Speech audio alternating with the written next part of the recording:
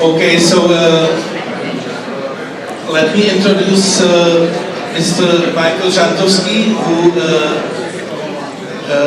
served repeatedly as an ambassador. Once again, excuse me, this is not a conversation time yet. We have a glass of wine, but we have a little panel here.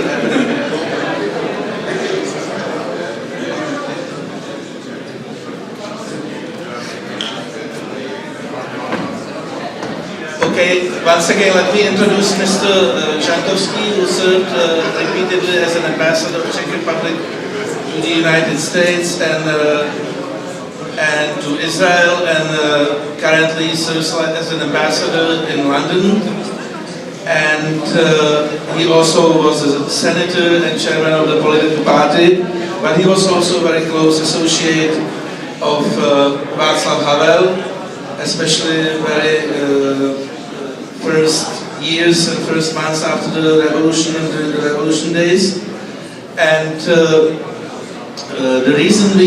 main reason we're gonna speak and we're gonna have a discussion with Michael Žantovský here is that he is currently finishing, or he has finished, book on Václav Havel, which will be firstly introduced in English.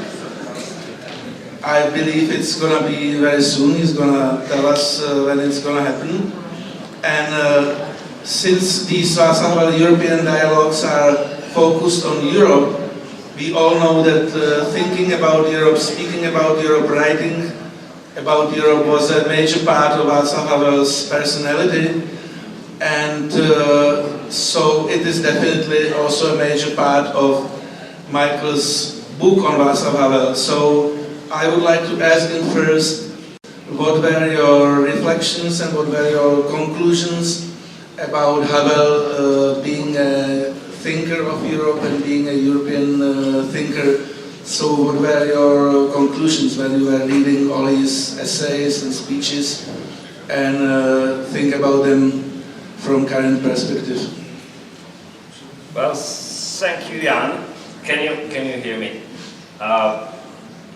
I realized that what has transpired until now was serious discussion, and I'm here as entertainment with the glass of wine. So I will try to make it light.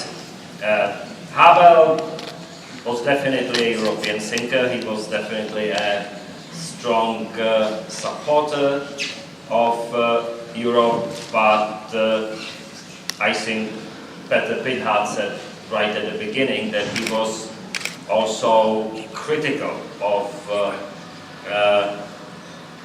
not the project of EU as such, but of the way the project is conducted and advanced. And a large part of it was about identity, about the values at the core of the European project, and about the identification of citizens with the project itself. In other words, it was about the story that's been raised here time and again today, and the story of the past as much as the story of the future. And Havel was well, this is, I think, his seminal paragraph on Europe. He said that what was missing in the European project was, and now I quote, a spiritual, moral, or emotional dimension.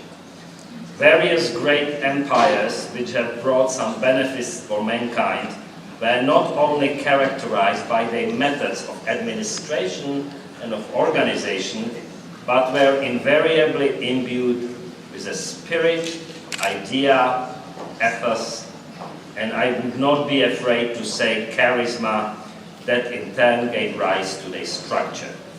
They always had to offer some kind of a cue to the people, as to how to emotionally identify with them some ideals that could internally appeal to them and inspire them some set of universally comprehensible values which everybody could fully share and which would be valuable enough for the people to even make sacrifices on behalf of the entity that embodied them, in the extreme case, even their own lives."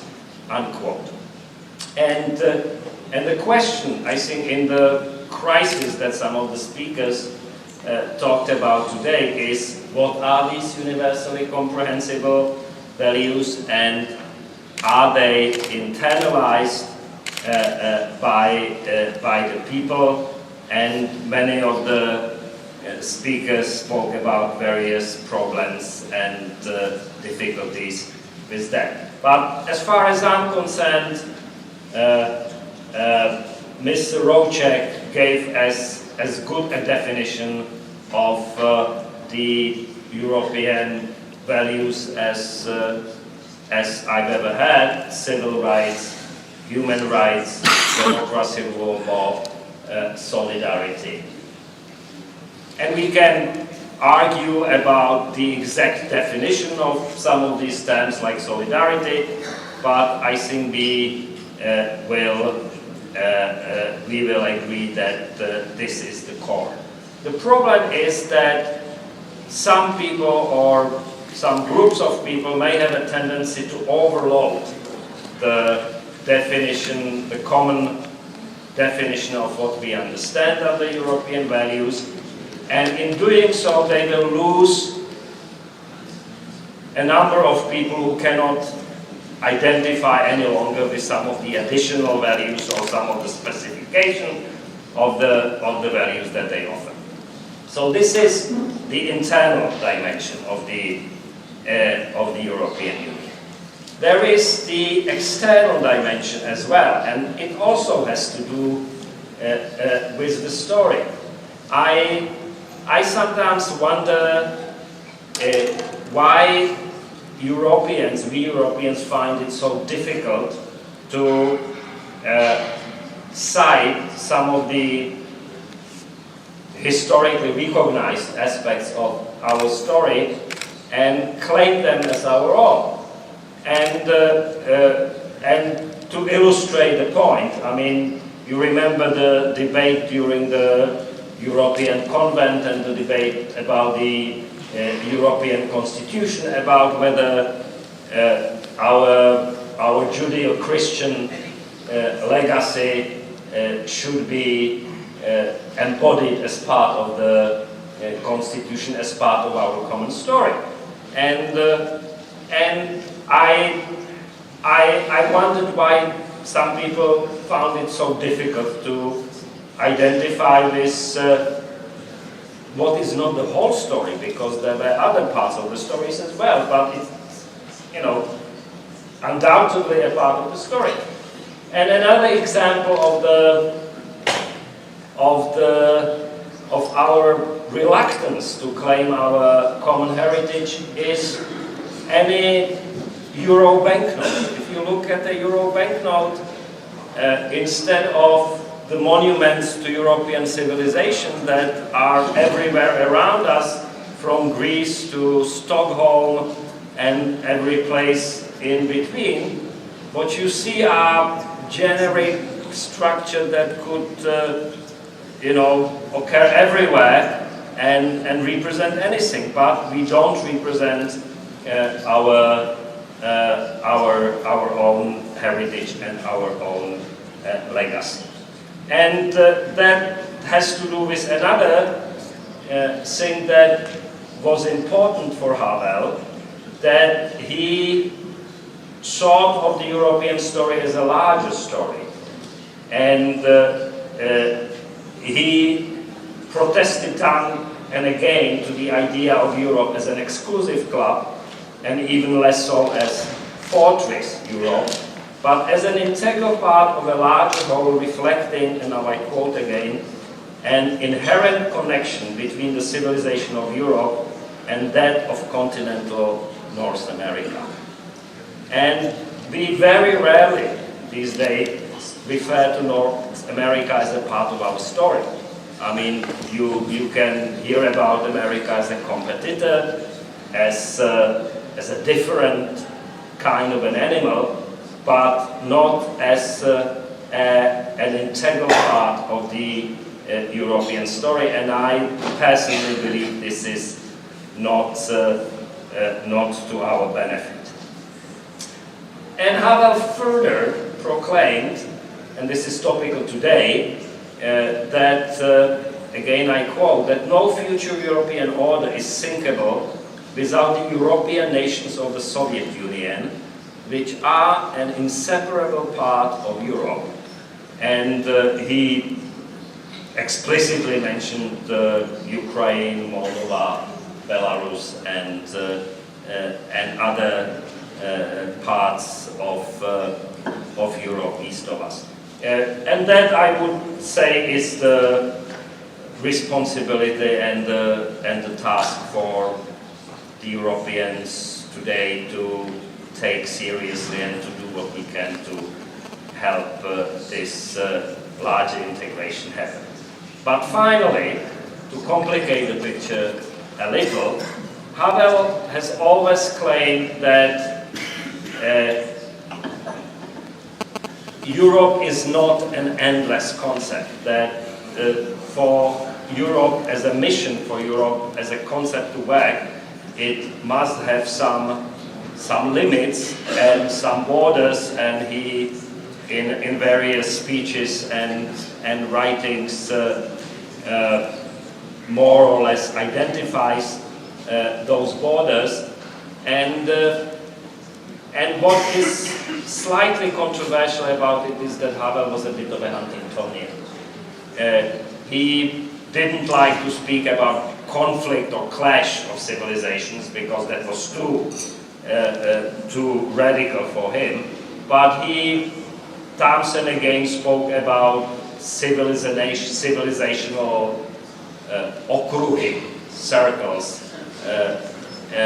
areas that can coexist, but that are not identical, that are different from each other.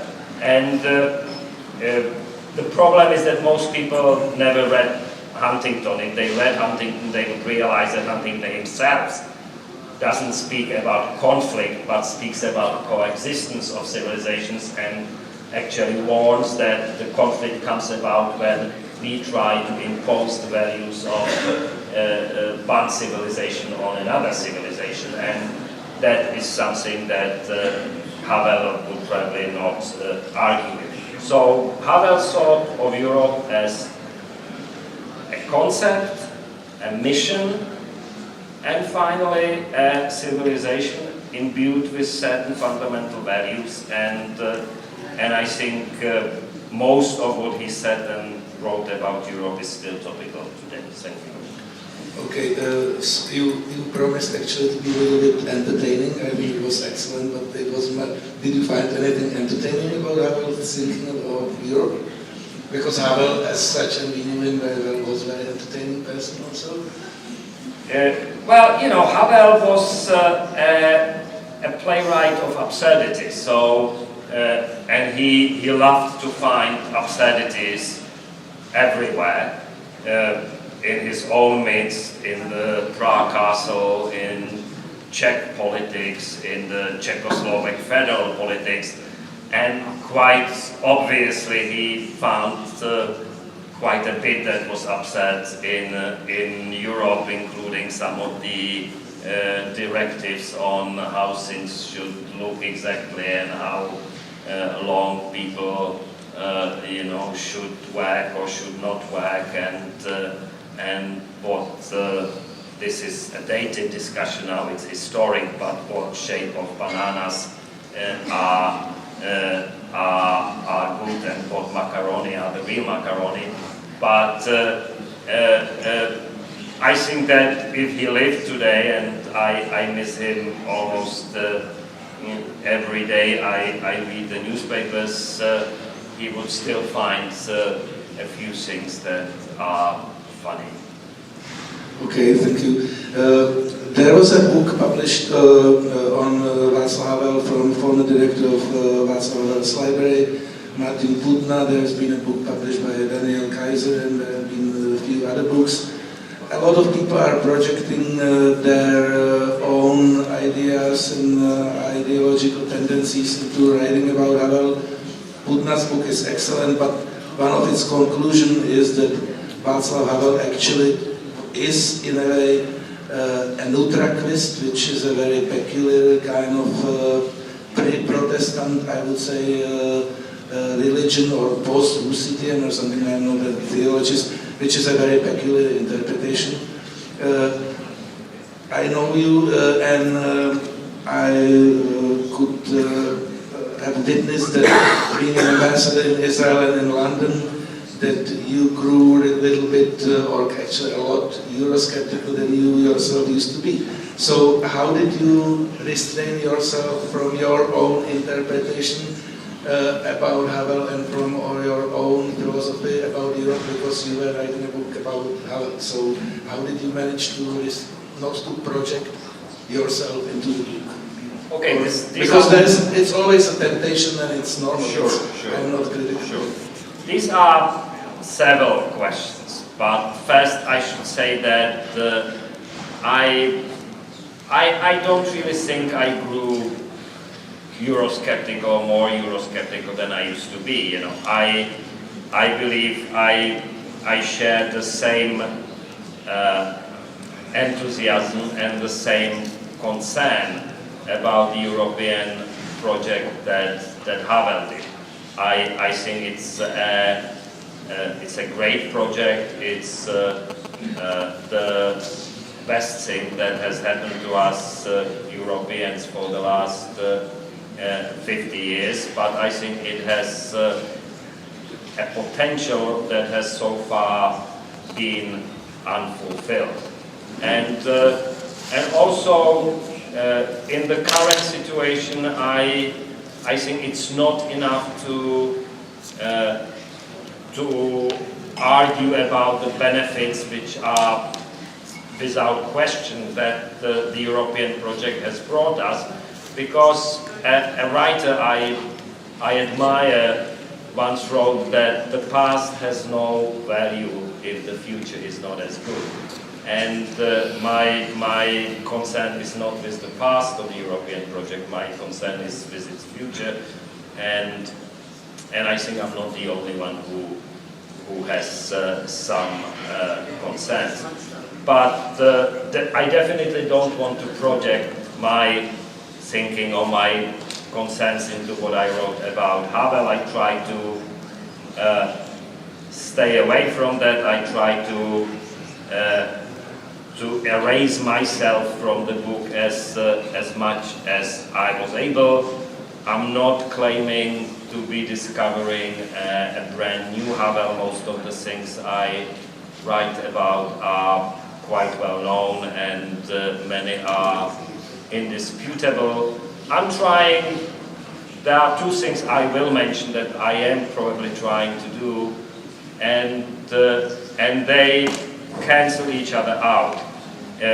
First of all, I'm trying to defend Havel against the accusation that he was a leftist radical Jacobite who wanted to dismantle the social system and democracy and install an elitist rule in Europe and in the world. That's on the one hand. On the other hand, I equally try to defend him against the accusation that he was a closet neoconservative who tried to implement the American schemes for ruling the world in Europe, in the Middle East, and elsewhere. He was neither of those, and I think the evidence that I've been able to bring forward will show it. Okay, thank you. And the very last question before you can enjoy fully your drinks with a proper social conversation. So, could you tell us a little bit more about the book? when it is coming out in English and how it is structured, when we can expect the book on the Czech market, etc. I'm terribly superstitious, and I'm afraid that if I talk too much about it, the book will disappear or crash or something. Like Woody Allen's concert. But it's being written. It's now being edited. It should come out in English in London and in New York in October to commemorate the 25 years since the Velvet Revolution. It will simultaneously come out in France and in Germany and in the Netherlands and in Finland and I think in Spain. And if I manage, and that's my current preoccupation, if I manage to translate it into Czech by the end of April, it will also come out in Prague at the same time in October. Okay, thank you very much. So we'll finish here. Thank you, Ambassador Žantovský. Thank you all of you for participating at the conference. And once again, I would like to repeat that I hope you are coming tomorrow at the same numbers as today. So see you tomorrow. And thank you for staying so long.